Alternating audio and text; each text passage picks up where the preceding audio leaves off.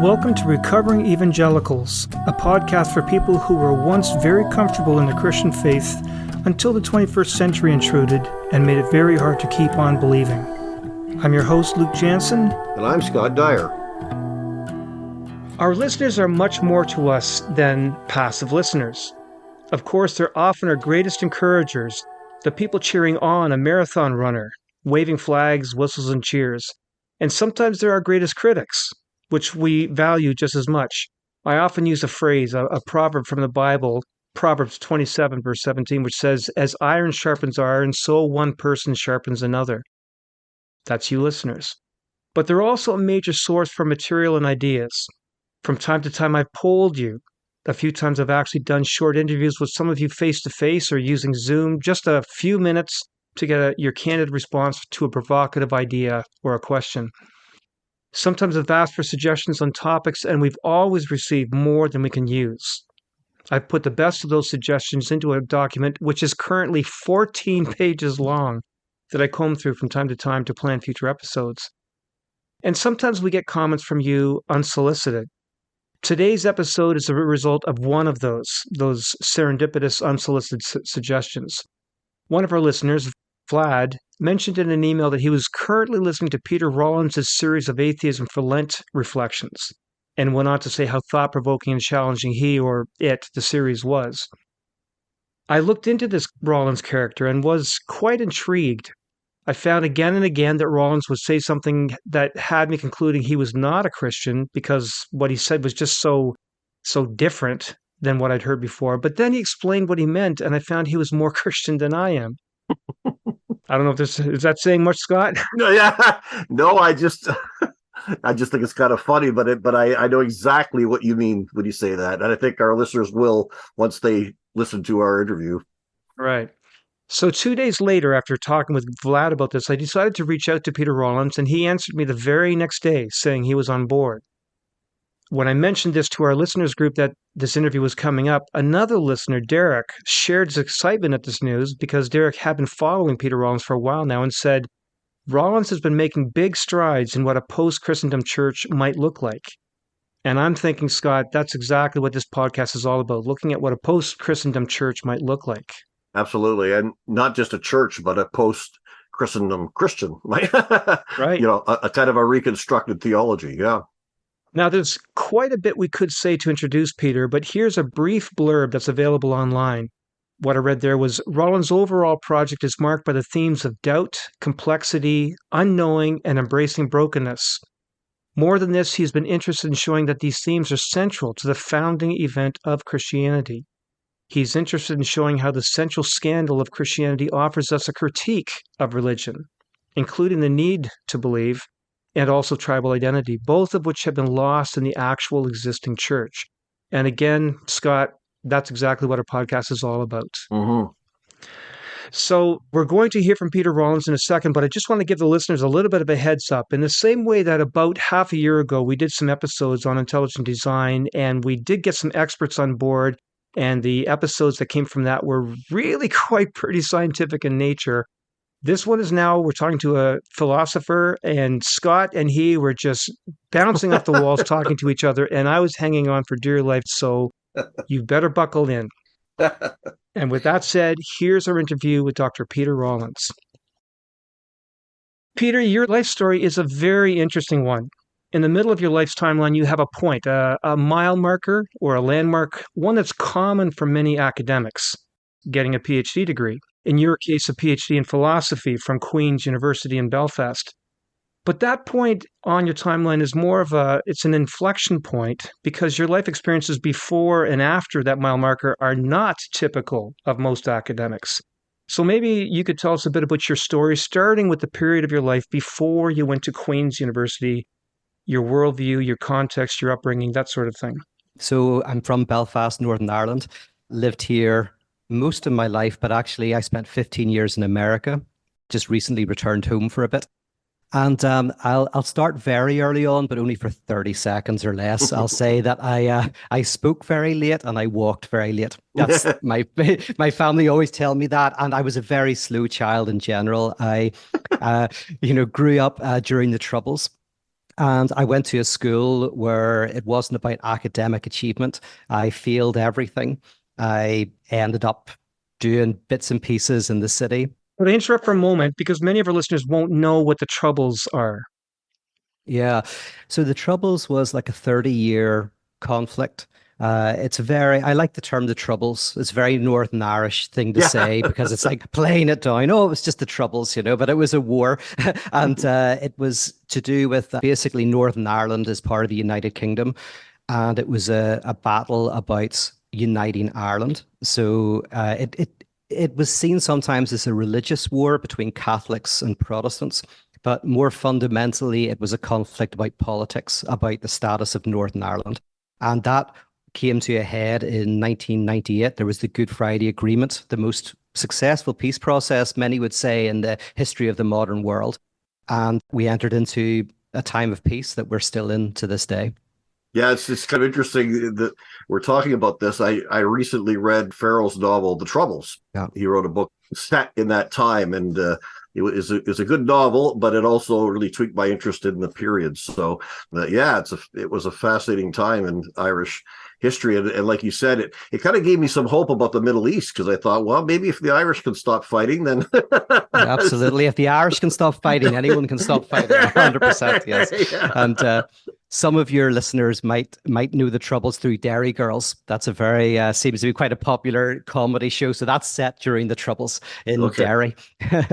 That must have really set the stage for in your mind about religion because here you had, and I got air quotes here, Catholics versus Protestants. And I know you just explained that this was more of a political thing, but still the name Catholic versus the Protestants, and somehow this is religion? Yeah, I mean, I didn't grow up religious at all, so it wasn't really something that was playing on my mind very much, actually. But in terms of identity and how identity can drive wedges between people and create conflict, I became very sensitive to that. And I think that is something that remains of interest to me in my work because identity was weaponized in Northern Ireland. This is where we learned how to weaponize identity against other people. And I see a lot of that obviously happening in the world, a lot in America.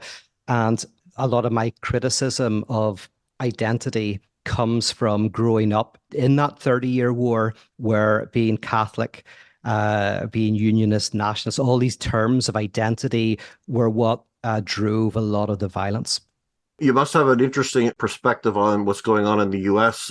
Because that seems to be a very similar thing where identity has become such a dividing line right now. Yes, absolutely, absolutely, and that might be something we delve into in this conversation. That maybe or may not be, but it's definitely very, very interesting.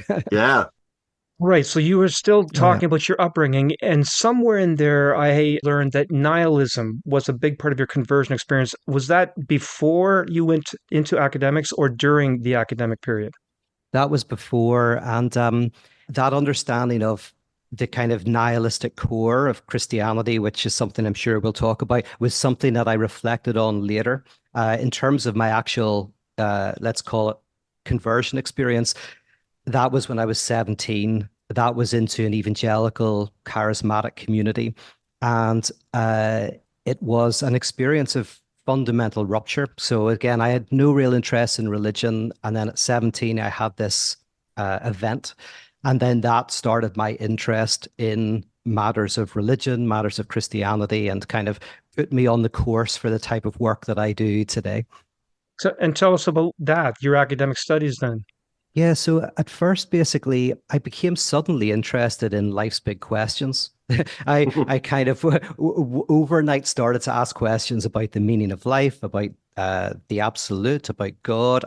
I found myself awash with questions, and I realized I didn't have the conceptual tools in order to even begin to make sense of this.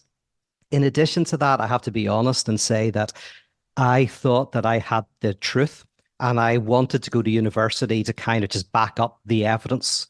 I already knew what was right, so I just needed the evidence to back it up. So I partly went into university. It took me a while to get in because I had no qualifications. I had to get a few qualifications to get in. But my journey was to, I was reading Francis Schaeffer at the time. And, Francis Schaeffer was very into philosophy is where culture is going. Is where you can, read philosophy now, you'll see where culture is in 100 years. So I thought, right, I'll study philosophy. I want to get to know these questions and ultimately defend the truth that I already have. But when I went into the academic world, it broke me in the best possible way. I discovered through amazing lectures, a lot of questions, and a lot of things were opened up within me. So yeah, the academic process was really me ultimately starting to try to make sense of this event that happened to me when I was 17. Wow, that is so parallel to my own experience, Peter. I grew up in a very, it was Christian in the sense of nominally but very liberal. And then I had probably a similar experience, maybe to yourself, at around 17. And and then it kind of becomes, now, how do I validate that experience, right? Because after having the experience, I was told, well, evolution is wrong. The Earth was created 6,000 years ago, and so on and so on. And that flew against my intellect. So then it became a quest to say, okay, how can I align those two things? Was that similar to what you're describing? Yeah, absolutely. I also took those beliefs on board. And interestingly, what's at the age of 17 is a very significant kind of age. And sometimes there's religion as belief, and there's also religion as function.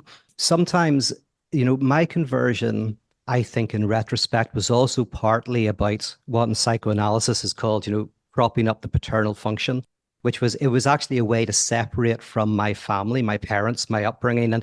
And so more so even than a set of beliefs, there was something that was helping me to create an identity outside of the family. And I used some of these beliefs were connected with that. So I have an interesting story actually about creationism. I was a 6-day creationist, and I read all the books and I defended it, to anybody. And then one day I remember an elder friend, somebody I looked up to, I was talking to him about creationism, and he probably believed in creationism, but he said to me, Pete, I just don't think it matters that much. And everything collapsed. So people were arguing against me and having better arguments than me, but I wasn't rupturing them, like they wouldn't get through. But when this person who I respected just said, oh, I don't think it matters, it collapsed, because I realized that it wasn't the belief in creationism, it was the function that creationism was having for me. And what I was doing, it was propping up a paternal function. And it's all about, creation stories all about separating night from day and male from female, or separation. And whenever the paternal function was replaced by this elder, who's a good guy, father figure, so the paternal function moved to him. I didn't need the creation myth anymore, and it moved on. So I'm very interested in both religion as belief and also as an important function for people. I think it's important for people to understand that sometimes there's a lot of anxiety around sexuality, or somebody might have issues in terms of psychotic symptoms, and religion can be a solution to those problems. So not necessarily a good solution, but a solution. But a solution. Yeah. Okay, so we want to start. We're really looking forward to getting into some of your theology, but maybe we'll start in the shallow end first. What I've heard you emphasize a number of times is that you are a Christian, but not a confessional Christian. And so let's just start there. What is Christianity for you at this time? What does it look like? Just a thumbnail sketch. Yeah, thumbnail sketch. So I'm interested in modes of being, how we engage subjectively, how we engage with the world and with other people, with ourselves. And for me, what I'm interested in is Christianity as, I'll say a couple of things actually. Christianity as a mode of being. So what is the form of subjectivity? What is the form of desire and relation to the world that is within Christianity? Also, and this is the maybe even more interesting bit, is I think that within Christianity, there is an insight into the structure of reality itself, and a potential understanding of how our own individual way of being in the world and the reality of existence can intertwine in what's called liturgy, the liturgical element. So all of those is why I call myself a Christian. It'll sound very strange at first, because what I mean by Christianity is the insight that there is a fundamental antagonism, asymmetry, or lack at the heart of everything. The universe is fundamentally incomplete, fundamentally contradictory. And the cure is the ability and the courage to embrace this contradiction at the heart of everything. So for me, that's Christianity. Confessional Christianity defines a set of doctrines and beliefs, et cetera, et cetera. And that's not so much what I'm interested in, although I have thoughts on those. Yeah. And you've often talked as well about people in general needing to fill a void. Sometimes they do that through money, love, power, that sort of thing. But then they may also try to fill it in Christianity. And you see a fundamental flaw there, that Christianity doesn't fill a void. It's always failed. Yes. Yeah. So if I was to say in a nutshell, the problem, the existential problem, I would say in as broad a brushstroke as possible, that we frenetically seek wholeness and completeness. We want to overcome contradictions in our lives. We want to find peace consciously.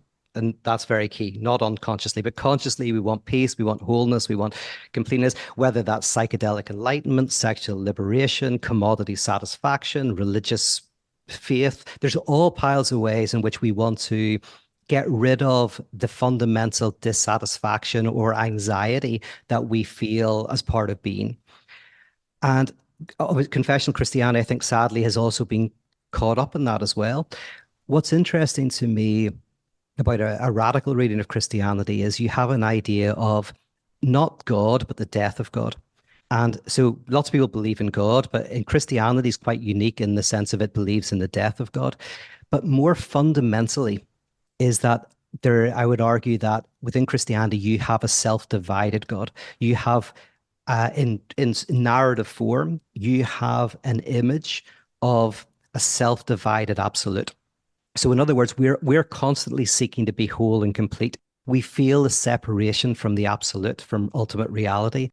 The answer is to realize that ultimate reality is divided from itself. And so the divide that I feel within myself is replicated and redoubled within reality itself. That is the freedom. So the freedom of Christianity is not the freedom to be happy, whole, and complete. It's the freedom from the pursuit of being happy, whole, and complete. The freedom to embrace a fundamental, let's say, antagonism. Wow, Sure. that's very profound stuff. When you're talking, I'm thinking of one of Jesus' final cries from the cross, "My God, why have you forsaken me?" I mean, Yes. and it's always fascinated me that that's even there. In other words, that these writers didn't not include that, right? Because it's a pretty radical thing for the supposed Messiah to be saying, so it's God forsaking God is what the Christian creed affirms, right? That God forsook himself, which is like, and that's a really, I really love the way you stated that. Yeah, no, you're absolutely right. And this is what Hegel does. Hegel, in a sense, makes philosophical sense of this, my God, why have you forsaken me? Which for him is very central. And I would argue psychoanalysis as a theory erupts out of this as well. So in French psychoanalysis, very broadly, you have two kind of things that happen in infancy. One's called alienation and one's called separation. Alienation is where you start to feel distant from the primary caregiver, like say the first other or the mother other. So there's alienation, which is the incest taboo, which is basically you have to differentiate from the symbiotic relationship with the other. By the way, this can help you understand autism, psychosis, perversion, and neurosis, which are the four ontological categories in psychoanalysis. So depending on what happens here, I would argue with Lacan that it defines whether you're psychotic, perverse, neurotic, or autistic. But alienation, once alienation occurs, you experience yourself as separate from the other. Separation is when you realize that the other is separate from themselves. And this is what's called the move from jouissance to desire. So I, as a child, want to be the thing that plugs up the lack in the mother other. So I want to be everything to the other.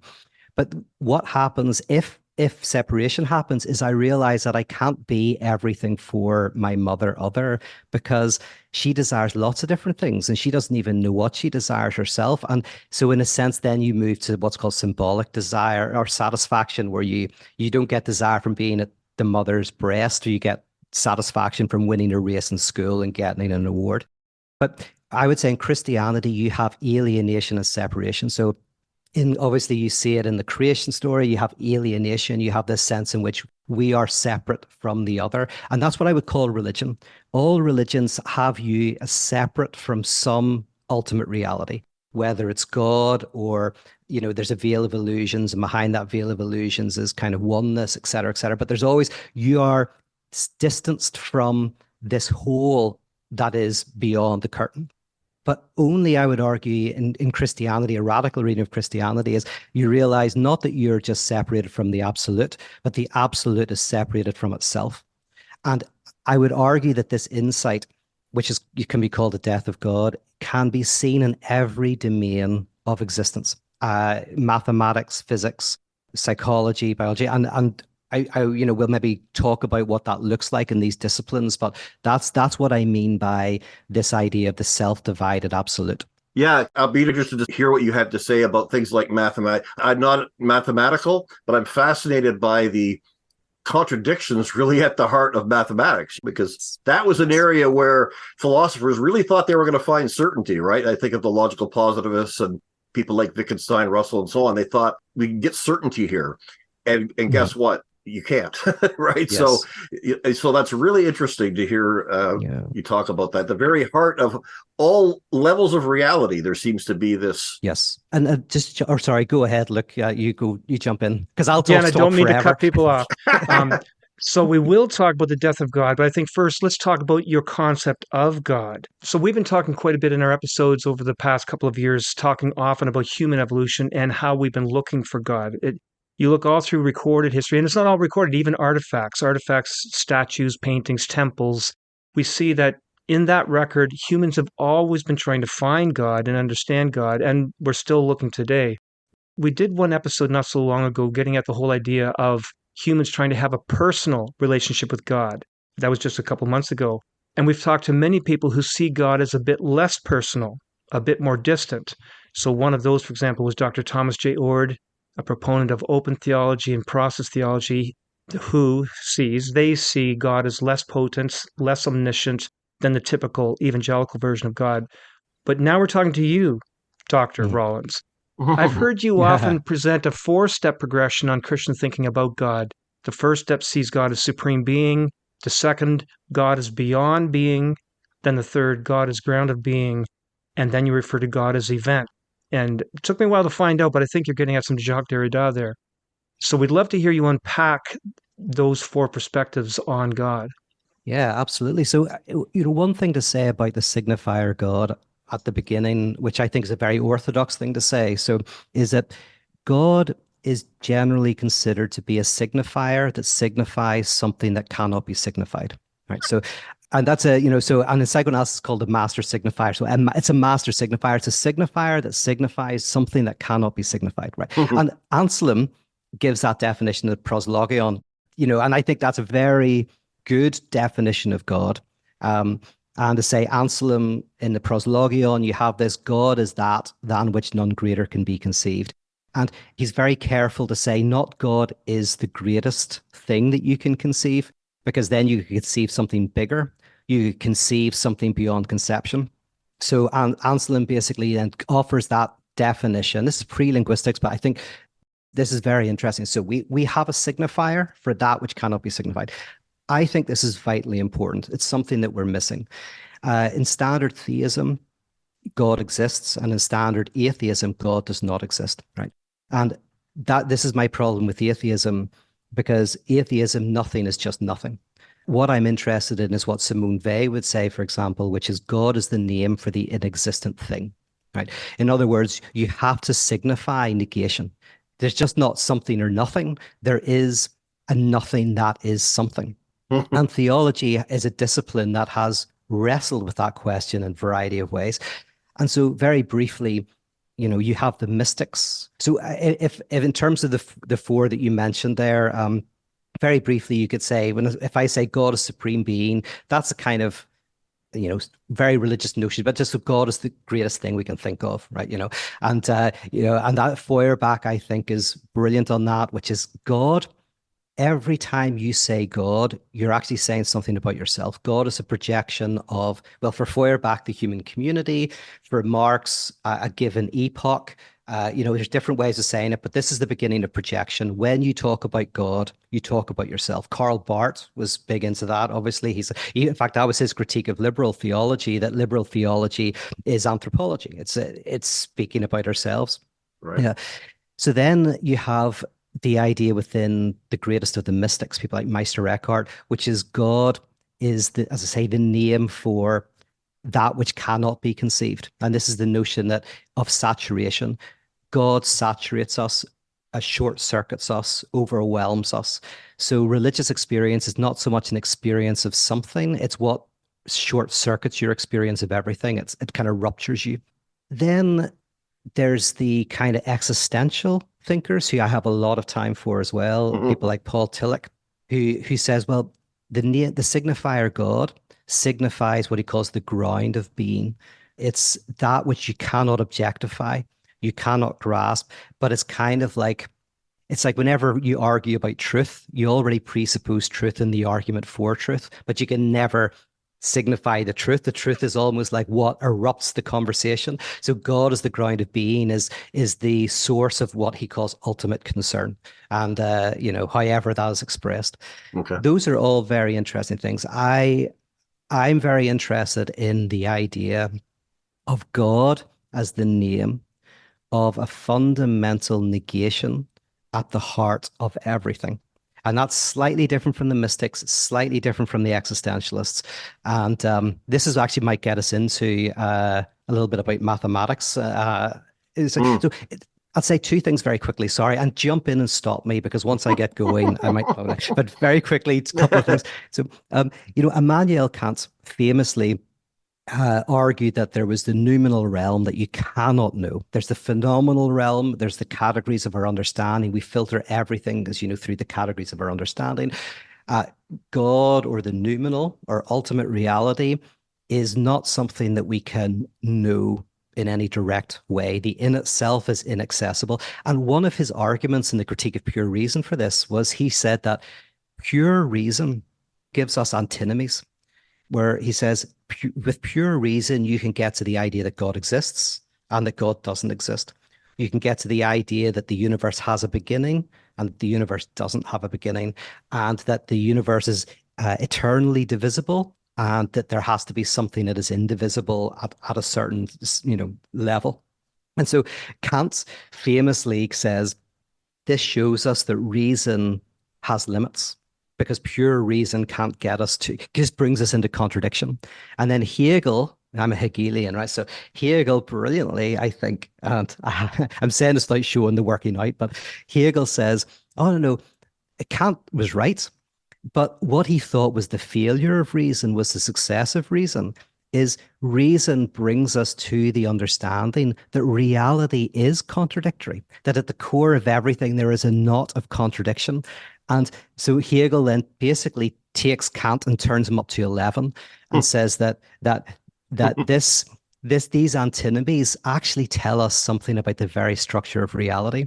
And then I just will mention very quickly mathematics on this, because Gödel's incompleteness theorems are fascinating, because Gödel, for the listeners, a way of thinking about this, there's a mathematician called Rudy, I kind of forget his surname, but I believe he's referring to the American mathematician Dr. Rudy Rucker, Rudyrrucker, whom you can find at rudyrucker.com, or you might be interested in an article that Dr. Rucker wrote by the title, A Machine as Smart as God. Just Google it, you'll find it in the 2-year College Mathematics Journal, Volume 13, publication year was 1982. This is his metaphor, not mine. But basically what Gödel shows is that there are things that are true that cannot be proved. And the metaphor of Rudy is if you have a universal truth machine, a machine that can compute everything in the universe, anything that's not knowable, in terms of if you knew everything about the position and the speed of subatomic particles, you could know it. So this machine can literally prove anything that is computable. And then basically what Gödel does is he finds something that is true, but not computable in this universal computation machine. And he basically says something like this: the algebraic term A equals the universal truth machine will never be able to prove that this is true, that A is true. So A equals the universal truth machine will never prove that A is true. You feed that into the universal truth machine, it can't prove it's true, because if it proves it's true, it's false. So it's true, but not provable. And the physicist, the British physicist Roger Penrose, he talks about this as terms of physics. The world of physics is that there is a dimension of the physical world that is true but not provable. And he connects us with the quantum level of indeterminacy, and he calls it proto-consciousness. I think he should call it proto-unconsciousness, because I think consciousness is computable. But proto-unconsciousness, which means that at the very heart of reality, there is the total system, and there's something that's excluded from it. But it doesn't make two. It's a not one. So for me, my metaphysics is not monism, one, it's not dualism, two, and it's not multiplicity, it's not oneness. The universe is not one with itself, which means it's Trinitarian. The universe is not one with itself, and the divide is the third. And so that's the nature of reality. Wow. So these are deep waters, very deep waters. I'm struggling, and I'm sure some listeners are. You've talked about God, the classical view of God, and then the second stage was that Anselm's more mystic view of God. You've talked about that third stage, existentialism. I hope I'm summarizing all these things correctly. But then the fourth one, God as event, I don't think you mentioned about that. I was really intrigued. I did some reading about that. I think the words transcendence and immanence come up here. And those are big words. Those are words that a lot of Christians use, even though they may not understand. They may not fully understand these terms. So tell us about that fourth stage, God as event, and transcendence and immanence. Yeah. So again, like, this is one of the reasons why I'm interested in religion. Is religion, in a broad brushstroke, is a sensitivity towards that which is otherwise than being. Right. So let's for argument's sake just say, what is religion? That it's kind of whatever. It's a sensitivity to a domain that is otherwise than being. Now, what I mean by that is that it's a critique of crude materialism. Now, that does not mean that it's theistic necessarily. It does not mean it's idealistic, because the Gödel's and completeness theorem is a version of this that doesn't require any theism, right? But what that ultimately means is, in the immanent world, in immanence, there is transcendence. Transcendence is something that we need to orient ourselves to.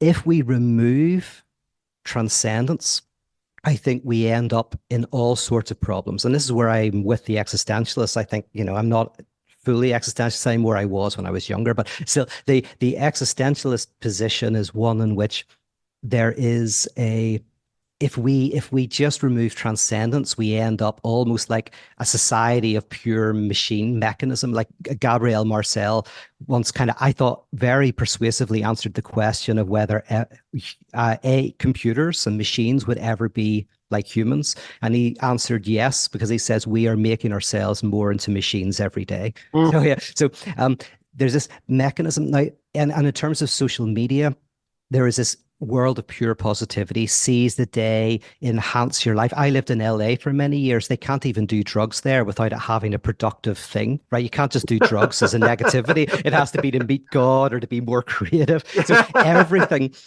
even sleep, becomes a way to be more productive at work. I mean, this is my issue with mental health, right? As somebody who's a psychoanalytic theorist, mental health often means how to help a person integrate into their life more, be more productive, and etc. And I don't want to help people be more productive. I want people to be in the world, but not of it. I want people to enjoy their not at oneness with the world, not to be more integrated into it. But oh yeah, so I'm waffling. But what was I saying? Why was I saying all of that? Oh, transcendence. Ah, yes. So in a world of pure positivity, where there is no space for the negative, for the nothing, for the idea of a space, a desert in the oasis, I think is deeply important. It's deeply important at all times in our lives, but the idea of a space of negativity is vital. And I do link that very much with Christianity. The evental notion of God is interesting. And I don't know how deep we want to go into that, but you mentioned Derrida. I would almost say that there are, let's say, three evental types of definitions of God, right? You could say, well, Derrida's theology, or the theologians who are influenced by Derrida, like John Caputo, they would say that there is an inherent openness in everything in language. That when we talk about democracy, for example, we have to always remind ourselves that democracy is in some sense still to come. The democracy that we believe in isn't full democracy. When we use words like justice and hospitality, there is this inherent openness to a promise. And so for John Caputo, openness to this negation, to this negativity, means openness to the eschatological future. So to have faith is to be open to us interpreting and reinterpreting what justice and democracy and hospitality mean.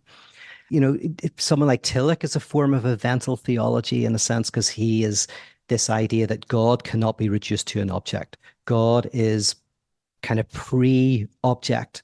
And so he basically, again, Tillich says something quite similar to Caputo, and Caputo's influenced by Tillich.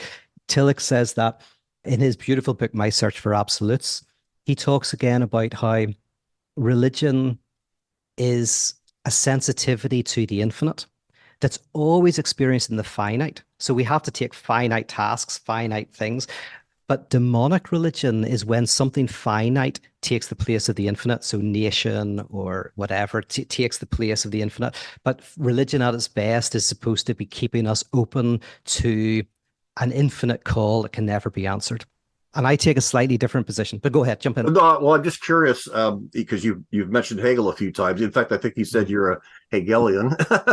Yes. Where does Kierkegaard's work fit in there? Like, is it, a lot of what you're saying seems to me at least, resonates with Kierkegaard's. Yes, 100%. I'm a big fan. I really like Kierkegaard. Kierkegaard, he is, traditionally known as a critique of Hegel, and he critiques Hegel. Right. I am of the position, which is actually quite, there's a few people who hold this now, that actually Kierkegaard one kind of misunderstood Hegel, got a different version of Hegel, which is fine, because every great philosopher is usually a misreading of the previous philosopher that is productive. It's all productive misreadings. Yeah.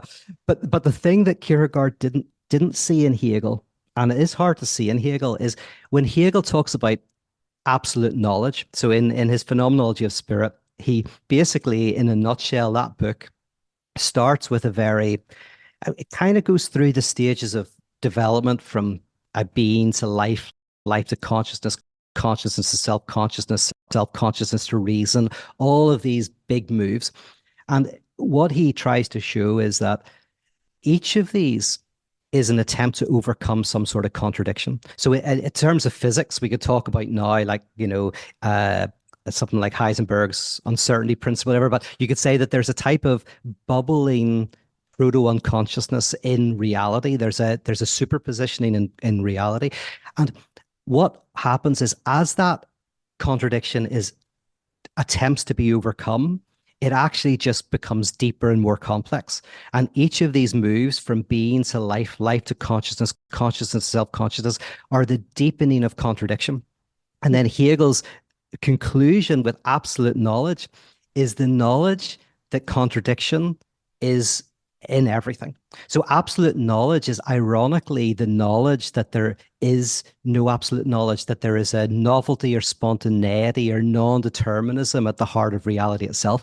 I think if Kierkegaard got that in Hegel, he might have been more prone to it.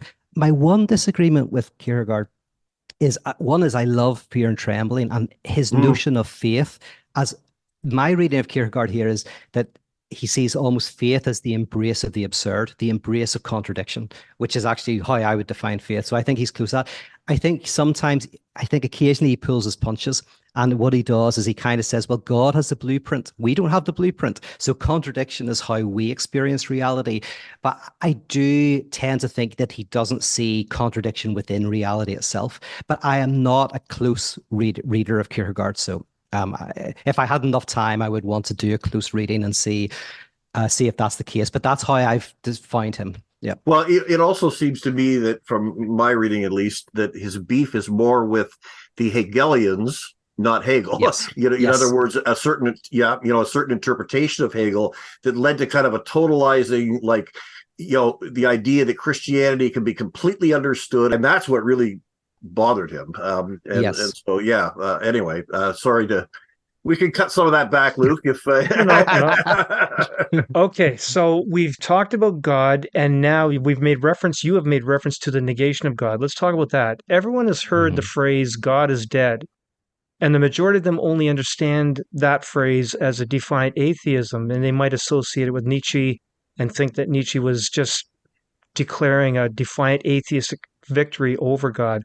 But I know that there's a lot more depth and history in that phrase than that. Mm. You, Peter, have had much to say about this God is dead theology.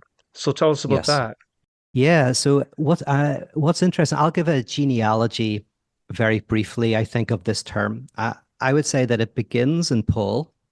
The Apostle Paul has well, let's call it cultic, but I mean cultic in the just the sense of a local religious understanding. He understanding that the death of God has some sort of salvific dimension.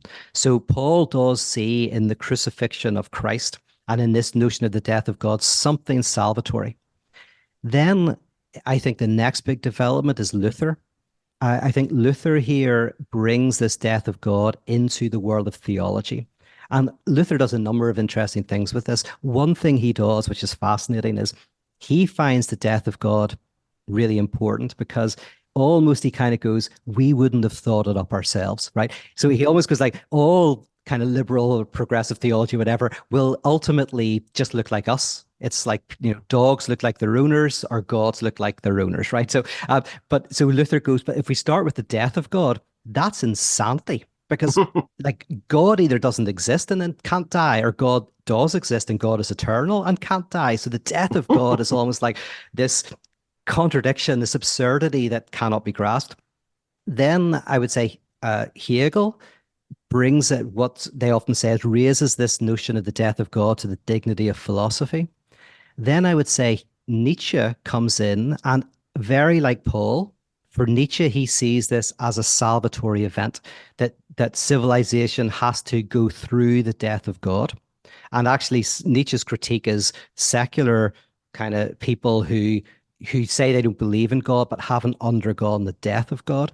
And then I would argue that Freud and Lacan create the technology for the death of God, the technology for actually undergoing the death of God. So yeah, so that's my genealogy of that term. So it's actually a very Christian term. It has this genealogy right at the beginning within the biblical text itself, right through to, as I say, contemporary thought. I think the only issue is that we haven't really had a church that's done justice to it yet, which is what I'm interested in. Yes, you have this idea of pyrotheology, Mhm. and that's become a major part of your speaking and your writing. Tell us a bit more about that, and beginning with where this term comes from, because it sounds so, if you'll pardon the play on words, it sounds so inflammatory or incendiary. What is this Yes. pyrotheology?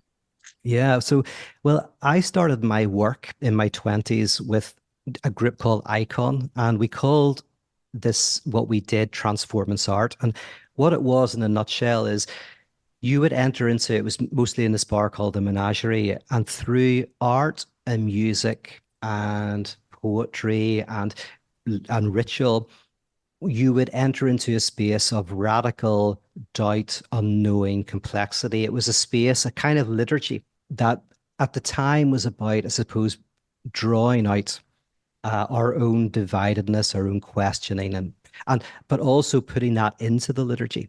So, for example, if you take a conservative liturgy, often that has a lot of certainty within it, and you have certain beliefs, and people now they don't really, you don't have to believe the things, but you have to pretend you believe them, right? So I know lots of conservatives who, question lots of things about the existence of God or whatever, and that's okay. They tell me that's allowed. What's not allowed is saying it. right? They all know behind closed doors. They have questions, you can't say it, right?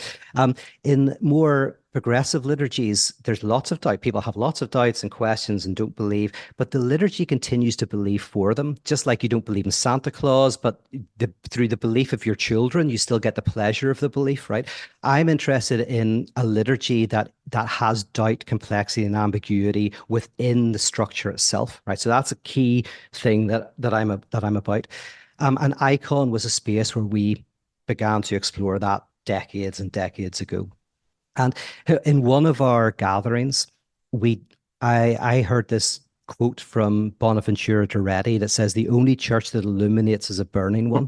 I love And I that. thought, yeah, it's a great quote. It's such a powerful, incendiary quote. And yet there's an ambiguity about it. So although Bonaventura Duretti kind of meant it in a negative way in a sense, but there's a sentence that says you've got like burning bush and you've got fire in the Bible. So there's a purification fire. So we did this gathering we created a big funeral pyre. We all wore burnt clothing. When you walked into the building, there was a fire alarm going off, and we gave everybody matches, said start a fire. We did all that. But we were looking for a name, and somebody said, "Let's call this gathering pyrotheology." Well, okay, we'll do that. And that's stuck. So I just kind of use the term now to describe this liturgy of contradiction that I'm exploring.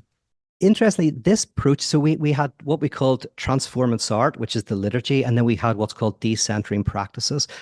And decentering practices were, I mean, we've all heard of centering practices, but actually in civilization, often the big move forwards are when we're decentered. Like, for example, when we realize we're not at the center of the universe, or when our unconscious derails our consciousness, et cetera, et cetera. So decentering practices are practices that, again, help bring you into a place of decentering, of questioning and rupture and exploring that. So those were the two elements that are part of pyrotheology. There is the liturgy and there's the decentering practices.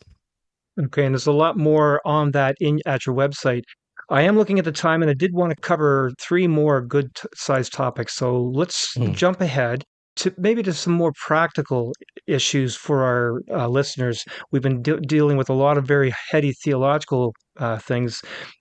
One of the things that a lot of our listeners will struggle with is the Bible, the concept of the Bible. And, when you come from the perspective where God is the supreme being, you can see, you can envision how, inspiration of scripture might happen.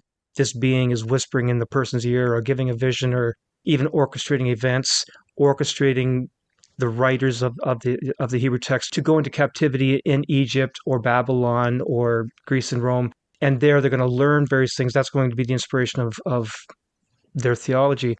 But if we've now moved on to those, stage 2, 3, and 4, those other concepts of God, where you're moving away from being a supreme being, you're moving into beyond being and grounded being. How do you, Peter, deal with this whole concept of divine inspiration of Scripture? Yeah, so I in many ways, right, I'm a biblical literalist and errantist, and I'll explain what I mean by that. Is in psychoanalysis, if I come with a dream, so I come to psychoanalysis with a dream, and I say like, I was running for a bus and I was late for it. I couldn't get on the bus. There was a friend waving at me on the bus. Somebody was chasing me, right? So I come with that dream. The analyst is an inerrantist and a literalist. They take the dream absolutely literally as a reflection of a mode of subjectivity, that it reflects something very deep within the subject. And so you begin to, through free association, kind of discover quite crazily sometimes that these dreams that don't seem to make any sense actually tell you something very deep about your own way of desiring, your own fears and wishes. In a similar way, I'd say like the Bible is, and right, the Bible is not univocal, right? There's lots of different things. But when I talk about the Bible, I'm talking about primarily the main events. So if I'm using a hermeneutic key, I'm talking primarily about crucifixion, resurrection, but also creation. But the image of a dead God that is self-divided, and all of that kind of central notion, I would say describes a mode of subjectivity. And so I want to read it completely literally. That doesn't mean like I bracket out any questions about historicity. Like just as the analyst isn't saying, did you see a red bus yesterday? Irrelevant. Who cares, right? But what is the truth? What is it saying? And And this puts me in one sense very close to fundamentalists, right? So I more affirm that than these kind of metaphorical readings. I want to go, let's take seriously, what does it mean to say God died, right? Let's just take that seriously. Now, this is what I meant when I said earlier at the beginning that what seems at first quite a controversial claim, and I know it's controversial, but that Christianity has an insight into the truth, right? So how can I defend what on the surface sounds like an utterly ridiculous statement, right? Like, Christianity, like everything else, is a contingent historical religion that grows up, that etc. What I mean by that, and Lacan talked about Christianity being true, etc. Slavoj Žižek talks about. So what does it mean? What does Slavoj Žižek mean, or Lacan mean when they talk about Christianity being true? It is that the absolute, that reality itself is contradictory. Now, I've obviously mentioned that before, but this idea is what arises through the narrative of the death of God. The death of God is not just kind of some sort of metaphorical thing, kind of poetic or whatever. It's actually a description of what reality is in itself. So, and as I say, I think that you can show, like for me, the name of that in biology is evolution. The name of it in mathematics is incompleteness. The name of that in physics is uncertainty. The name for it in politics is democracy, the non-at-oneness of the social body with itself, that generates complexity. So there's different names for this, but for me, the overall name for it is the death of God. And this is what Hegel did. Hegel saw in this image of God and God's death something that actually, I say, was not just something that was a metaphor or interesting, but actually an insight into the nature of reality itself. That's what's interesting. That's how I read the biblical text, and that's why I find it so important. Now, it's not to say that that's the only place that insight happens, Right. but honestly, the idea of a self-divided absolute, seems to me to be pretty unique. Yeah. Okay, so that's one of the three bigger questions that I want to make sure we cover before we run out of time. The second one would be your perspective on Christ, where we get the term Christianity from. Mm. A couple of weeks ago, Scott and I did an episode on the humanity versus divinity of Christ, and I'd be interested to hear you speak on that paradox. And then we have one of our listeners who wrote in that I want to share with you that idea, what they wrote, which had to do with the resurrection. So first, Peter, what about the humanity versus divinity of Christ? Yeah, so I mean, and this brings us to Kierkegaard in many ways, but so with Tertullian famously, he didn't quite say this, so it's attributed to Tertullian, where he said, I believe in the crucifixion and resurrection of Christ because it's absurd. Right. And what's interesting about this phrase is basically everybody rejects it, right? Either you believe in the resurrection because it's not absurd, you think it's true and therefore not absurd, or you don't believe it because you think it is absurd. But the idea of believing in it because it's absurd seems absurd, right? But I love this formation because there is something again about this figure of Christ that is, Hegel calls it monstrous, the monstrosity of Christ, which is the eternal and the temporal, that which cannot die, dying. There's all of these contradictions that are held to humanity and divinity in this figure. And weirdly, like our intellectual, especially I started in analytic philosophy, and they don't like this stuff at all. Continental philosophers are much more into contradiction and negation. So I was just actually on a podcast with an analytic philosopher, and he was not pleased with some of these ideas. Contradiction is just seeming contradiction. Right? Yeah. Yeah.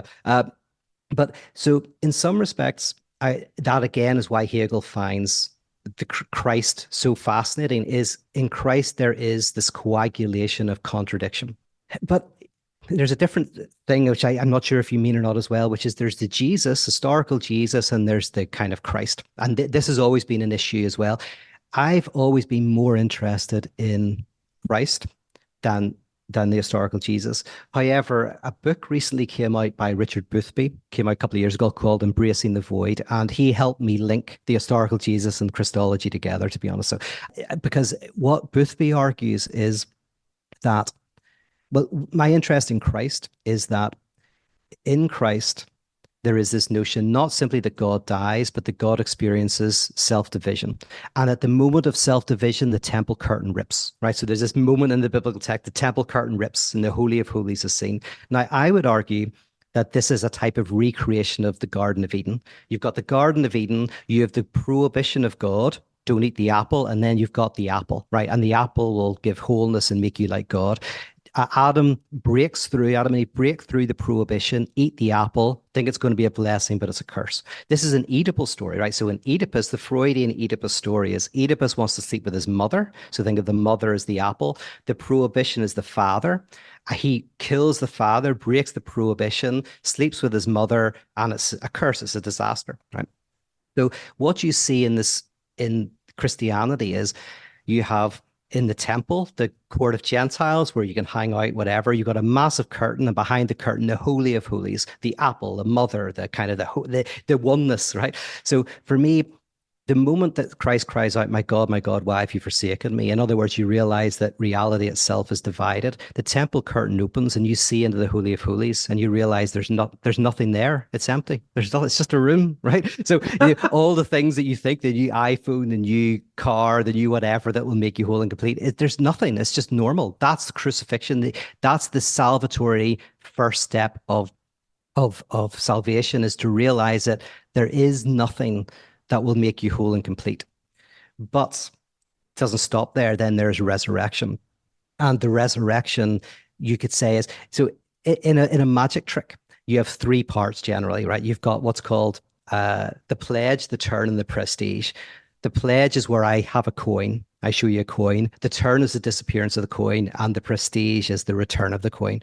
But it's never the same coin you get back. There's never the same dove. The first dove is dead. You've got a new dove, right? It's a coin that I hid ages ago. Yeah. So in Christianity, for me, what you lose is God as the sacred object, the object that will make you whole and complete.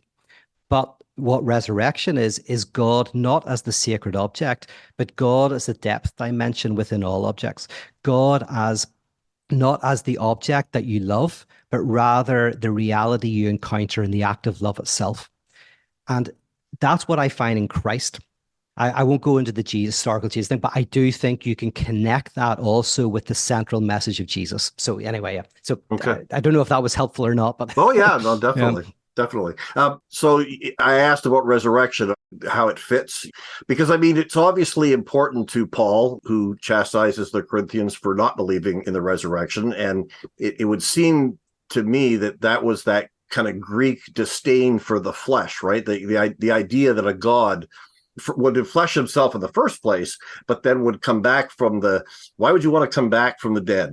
Like it didn't resonate with them. And yet Paul says we need to believe this, we need to hold, even though he had not Paul himself had not experienced, at least he did experience the resurrection, but not in the same way that the other disciples experienced it. So anything further on that, or like? Yeah, no, brilliant. And what I would add is, like, you can see that there's three different descriptions in the Bible that come after each other. One is love God, right? So you see this in various texts, love God. Mm-hmm. Then you have this idea of love God and love your neighbor, right? That's the whole of the law, love God and love your neighbor. And then I think it's in Paul, then you have just love your neighbor. If you love your neighbor, you love God, right? So there's love God and love your neighbor. And then there's, if you love your neighbor, you love God, right? Now, this move is very interesting to me because taking a Lacanian notion of love, right? And for saying, what is love? I would argue that love is being open to the radically other dimension of the other, right? So when you love somebody, when you like somebody, you like them because they're similar or they add to your life in some sort of way. Lacan once said, love is giving something you do not have to someone who does not want it. And it's just a lovely little phrase. And what he means is, kind of, love is giving something you don't have. And what he means by that, one way of interpreting that is, love is giving your desire. And desire is what you do not have, right? You desire what you do not have. And to love someone is to experience a profound sense of lack, a profound sense of desire, and to gift the other and say, you provoke this in me and this is yours. And the person generally at first doesn't want it, because they don't want your lack. They want you to complete them. They want, you go onto a dating app because you want to find someone who's, does all these things and has all the stuff that you want. But in a sense, to harbor a space for the other's lack is initially, that's why, I mean, Lacan calls it like a miracle, is when two people actually love each other, because you're giving each other lack and you're creating space for the lack in the other. Now, what this potentially means is that our problem is we always want to associate with the same, with people who are like us, and dislike people who are unlike us. But to love your enemy, and that's probably the most radical teaching you see in Christ, in Jesus, is this love not just your neighbor, love your enemy. And Richard Boothby, in his book Embracing the Void, is brilliant on this. He says, what if this means that I remain open to the devastatingly dangerous dimension of otherness in the other? And by the way, this dimension is terrifying even in the people we love, even more so. Like, the person you love can have an affair, they can break your heart in so many ways. They can have a whole life that you don't know about. The most familiar person to you can be completely other, right? Let alone those who are different. So if the impossible demand is the invitation to love the other, then I would say that is an invitation to embrace the wound and the mystery, the negation, the transcendence of the other. And that, for me, is what religion is. It is openness to radical otherness. It is openness. And in Christianity, at its core, I think, is living that out in relation to actual other people. I was an executive producer on a documentary that was just finished recently on the life of Tammy Faye Baker. It's a four-part documentary on her life, and we're trying to get it sold. And when Elton John and David Furnish came on board as executive producers, so we made this documentary. And the reason why we made it is because, for me, Tammy Faye was someone who, and to her detriment, like, it probably killed her, she couldn't close herself off to the other. She had this radical openness to everybody. And it was a transformative. There's a part in the movie that came out about her where these kids were in this shopping mall, and I think they were making fun of her, and she went up to them and she talked to them. I'm very close friends with her son, Jay. And I asked, oh, yeah, very close. Yeah. So I know Jay well. Yeah. I saw the movie with him, and afterwards I was talking to him. I said about that scene, and he said, well, the truth is it was more than that. He said, what happened is some kids were like laughing at her. There's those T-shirts I ran into Tammy Faye at the mall, and they were laughing and mocking her. And she went up to them and she introduced herself, and she was like, listen, if you're going to laugh at me, you got to get to know me. So let's go to Applebee's. There's across there. I'll buy you all food, lunch. So she bought them all lunch. They sat down, they chatted together. That was her.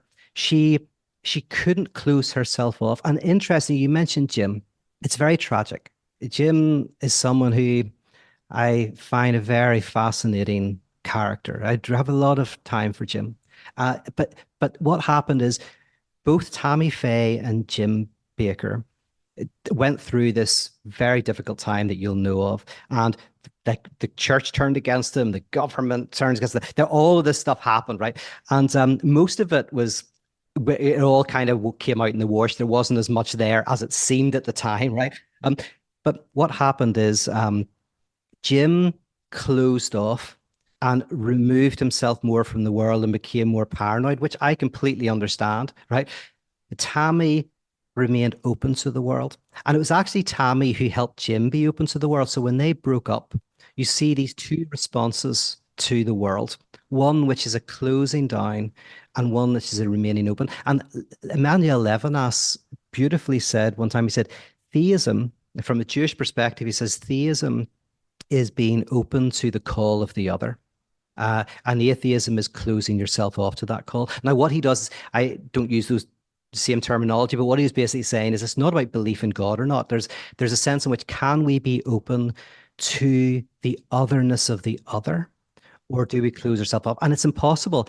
And like, it's so difficult. And if we did it today, it doesn't mean we're going to do it tomorrow. And to live a life where we're constantly trying to be sensitive and keep ourselves open to this dimension of mystery in the other, it's difficult. But for me, that is the pinnacle, because that is how you touch transcendence. That's how you touch otherness, through the otherness of the other.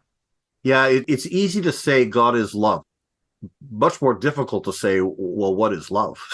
Yes, yes, yes. Yeah. And how do we enact that? And I hear that's what you're saying, really. That Mhm. and it comes back to the self-sacrifice at the heart of Christianity. That love is a death. Yeah. It's a death to ourselves, and that's another one of those profound contradictions. Yes. To live, we have to die. That's it. Like this is dialectics. So I'm a dialectical thinker, and like yourself. So it's like dialectics is interesting because the truth is not on one side or the other, or in the middle. In dialectics, the truth is on the wrong side. So, for example, if you're depressed, right? You want to try to maybe do affirmations and forget about it, whatever. But an analyst will push you into the darkness. So you're like, hold on, I want the light, not the darkness, but you're pushing me into the darkness. I want life, not death. You're pushing me into death. So dialectics is always a choice in the wrong direction. So there's the thesis, the antithesis, but that leads you into the better place. Right, And right. yeah. Oh, that's excellent. So we are getting short on time. Peter, was there anything that we didn't talk about that you think, okay, we really should have? I hope we do talk about. Have we covered all the bases? If I could use one practical example, because I do know we got lost in theory, which I love. So I love that. So I'll always do that. But if I maybe just use a practical example of what this might look like in someone's life, you could say that if you are suffering, you've got symptoms, for example. So a symptom in analysis is a coagulation of a contradiction. So, for example, you might crunch your teeth. And what you find in analysis is you grit your teeth because you want to shout at somebody. You want to shout at your partner, but you're also scared that if you shout at them, they might leave you. So the symptom does the two opposites, and it kind of gives you a substitute satisfaction. You grind your teeth, or you bite your nails because you want to claw your boss, but you also don't want to lose your job. So you're literally biting your claws, right? So we're full of these contradictions, these symptoms, and when you go into analysis, not therapy, I'm talking about, so a lot of therapy is not like this, but in psychoanalysis, you go in and you discover that these contradictions that plague you, relate to earlier contradictions, earlier relationships. And eventually, for the neurotic at least, is you kind of come to the point where you realize, oh, I am a contradiction. Like I want to speak, but I want to stay silent. I want to go out and I want to stay in. I love and I hate the same person. And in a sense, what you kind of like the cure is you want to overcome these contradictions, but there's a point when two things happen. One is you accept them, and then you realize, oh, that's where all of the fun is. That's where the suffering is, but also the joy. Like that the fact that there's a contradictory dimension, there's a dimension in which there's a lack of peace is an inherent part of what it is to be human. And this, by the way, is what's called death-driven psychoanalysis, but it won't get into that. But yes, so there's a practical example of what does it look like to embrace contradiction? And it's like, okay, well, it's to say that you may want to think that you're one type of person, but you're kind of not. You're divided. And actually, if you're able to have grace for yourself, I'll say it like this: self-help, it tries to get you from A to B. In self-help, you go like, whether it's writing a book or getting a relationship, you go like, I'm at A and I want to get to B. And it tries to help you get to B, right? Grace is the opposite of self-help, because grace says you don't go from A to B.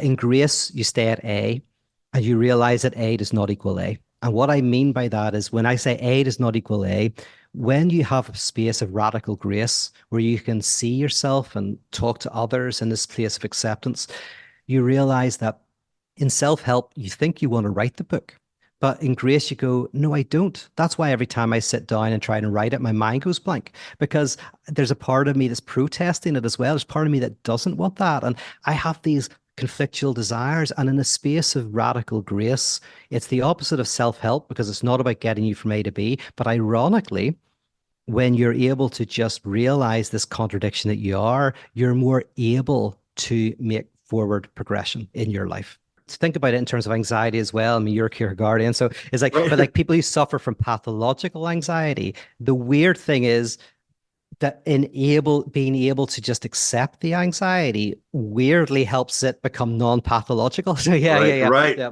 Okay, so before we go, a few words about your Atheist for Lent series. That's how we first heard about you from our listeners talking about this. Derek and Vlad in particular have been talking about this and raving about it.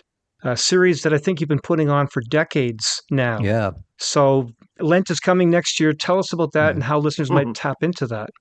Oh, well, thank you.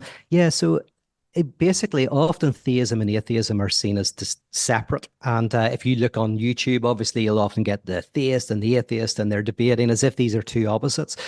But the truth is that they have been intimately intertwined in various ways, dancing together for thousands of years.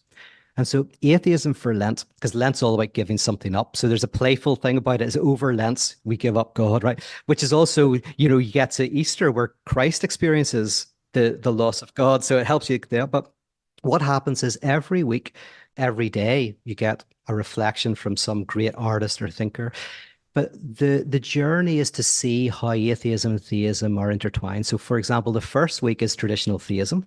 You get the good arguments for the existence of God. The second week is standard new atheism, right? So that's all the stuff we know. Week 3 is where it gets interesting because so if there's week 1 is the affirmation God exists, week 2 is the negation God doesn't exist. Then week 3 in dialectics, there's the negation of negation.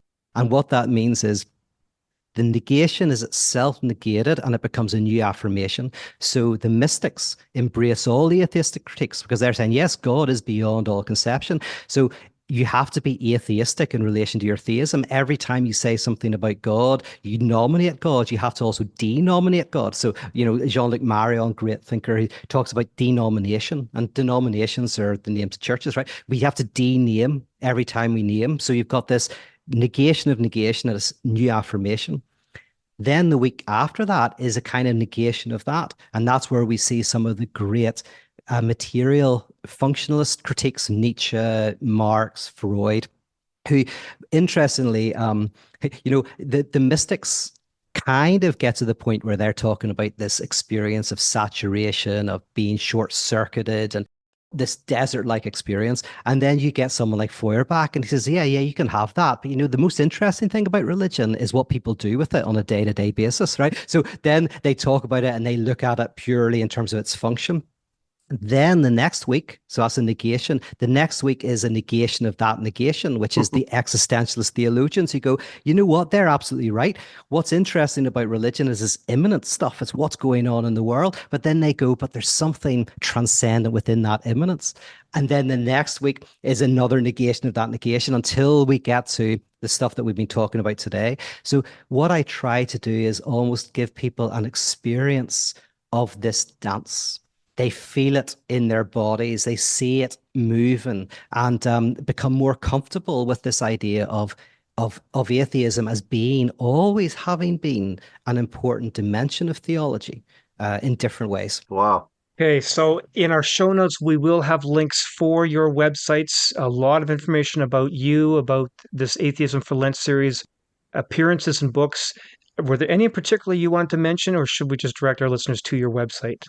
Well, let me mention 2 books because, Scott, you were mentioning about Hegel. I actually want to mention there's a book called Emancipation After Hegel by Todd McGowan that I think your listeners might really enjoy if you're looking for that Hegelian Christianity. And then also I did mention Richard Boothby's Embracing the Void. I think they're 2 very beautiful books that I would recommend people go and look at. And I've got lots of free material on YouTube that people can also check me out if they want. Okay. Excellent. Thank you so much, Dr. Rollins. We really appreciated We really appreciated you giving us the time. It was quite a ride for me, and I know I can see the Scots visibly enjoyed it. This has been wonderful. I've really enjoyed this conversation, and maybe if you're up for it, we'll do it again sometime. Yeah, excellent. If we want a part 2, definitely up for that. That was very kind of you. Thank you. Thanks so much, All Peter. Right. Thank you, guys. Really appreciate it. Okay. Bye-bye. Okay. Bye-bye. Bye now. You've been listening to Recovering Evangelicals with your hosts, Luke Jansen and Scott Dyer. Send your comments and suggestions for new episodes to lukejjansen@gmail.com. Join our private discussion group on Facebook by searching for the Recovering Evangelicals podcast group. Look for the logo that you always see at your favorite podcast catcher and ask to be let in. Subscribe to lukejjansen.wordpress.com if you want to get advanced releases and group posts, or browse through our archive for a full listing of all our previous episodes. And please help the podcast by sharing with a friend and leaving a review at your favorite podcast catcher.